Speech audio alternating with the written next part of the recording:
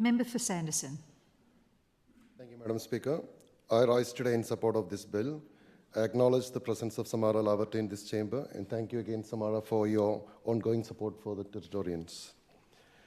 Madam Speaker, 1 week ago today, Linford Fyke began his day as he always did, taking on the daily challenges of running a successful family-run business that has long stood as a cornerstone of the Nightcliff community, receiving orders, stacking shelves, filling fridges, ensuring that fresh local produce for which his business is known was on display, and most importantly, meeting and greeting customers as a vital cog of the community. Linford, his wife Margaret, their son Ben, daughter Jo, their extended family, and the dedicated team around them could never have imagined the horror that would unfold later that afternoon. Madam Speaker, I know many people in the suburb of Nightcliff, and to say this community is shattered is an understatement. Whether you knew the store as the friendly grocer, 5-star, IGA, or right price, it held its place as the rightful hub of the community. And it wasn't just Nightcliff. The grief has rippled across the wider Darwin and Territory community, as we saw during the vigils held both at the store and the jetty last week. Since that day, the community has been asking why and then how. How could this happen? There is a deep and growing sense of concern, a genuine questioning of whether the system is functioning in the way people expect to it. Madam Speaker, I have found myself reflecting on why I'm here in this chamber almost exactly 2 years since I made the decision to enter public life. That decision was shaped by tragedy too, the devastating loss of Declan Laverty and Mohammed Ishaq Rahman Sifat, an international student here in Darwin. The grief of their families, the public outcry, it stirred something in me. It compelled me to step beyond my professional life and stand for office, believing that I could bring both perspective and resolve to the growing challenges in our community. Earlier this year, during a visit to my family, I traveled to Dhaka in Bangladesh to meet Sifat's parents. I had made the decision long before I was elected as a member for Sanderson, and it was something I felt I had to do. It was not an easy interaction. Emotions and tears flowed from all of us. Sifat's parents had only one plea. They wanted justice. They asked me to ensure the court process would be fair and transparent.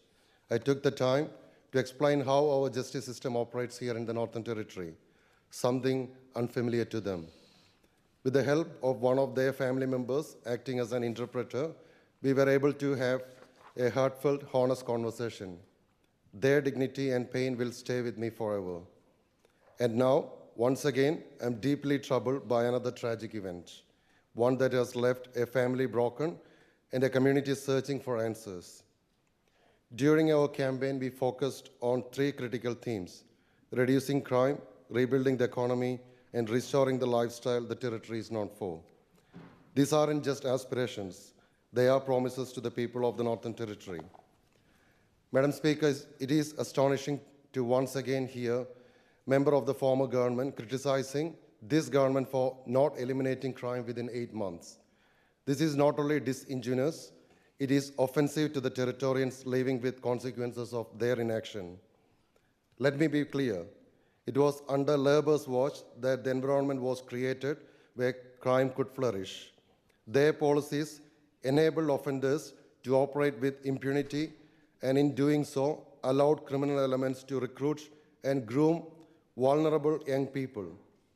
Today, we are seeing those very children, once failed by a weak system, now on our streets, terrorizing Territorians and taking the lives of hardworking, innocent people. In just over 8 months, this government has acted decisively. We have not accepted the status quo.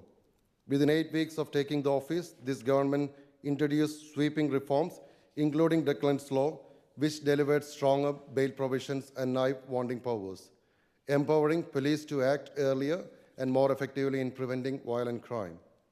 We have overseen the strengthening of public drinking laws, new post and boss legislation, with 10 individuals already charged, plus new ram raid legislation with 19 youths charged and 5 adult offenders charged with the new offense.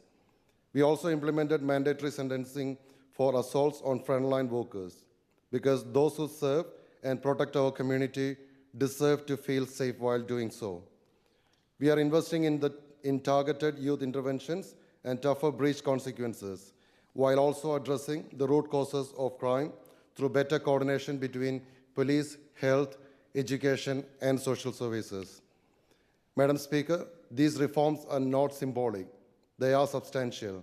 And while no law can undo what has happened, we owe it to families like Fikes and the broader community to act with resolve and without delay. This bill builds upon those foundations. It signals our commitment to public safety and community confidence. It says clearly that violence has no place in our streets, in our shops, or in the territory's way of life. Madam Speaker, we are a resilient people. We grieve together, we support one another, and when tragedy strikes, we do not turn away, we stand up and say enough. No family should have endured the heartbreak that Linford's family is going through. So we find ourselves here in an extraordinary recalling of Parliament to take further urgent action in an effort to make our bail laws the strongest in the country. Territorians have been let down by a justice system that has placed offenders ahead of the community safety for too long. We must protect Territorians first, putting the rights of Territorians above offenders. The key elements of this bill, as outlined, ensure community safety must be paramount consideration in all bail decisions.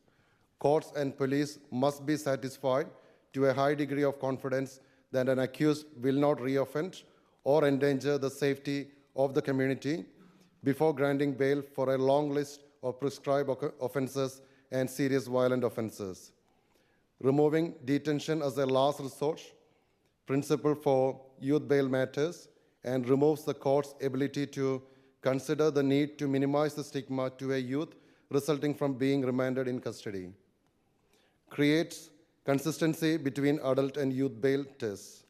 Madam Speaker, these new changes will build on the already tough reforms introduced under the Declan's Law, ensuring stronger protections for the territory community. I am personally determined, along with my colleagues, to contribute to finding a fix to this broken system and restore safety in the Northern Territory. I recounted in maiden speech a little over 6 months ago that I firmly believe that the chronology of one's arrival in this great island, whether thousands of years ago, hundreds of years ago, or in recent times, holds no bearing on our shared commitment to enhancing the Northern Territory. What truly matters is our collective dedication to improving our community.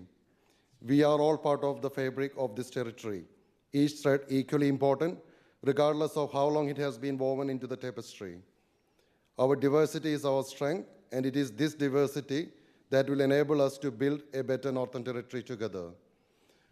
I also noted that the true strength in leadership emerges not from effortless victories, but from the resilience built through facing and overcoming challenges, knowing that each hardship endured and each obstacle surmounted fortifies my resolve and enhances my ability to serve effectively. Madam Speaker, I reinstate that principle today and stand committed with this government to introducing stronger laws and protecting community safety.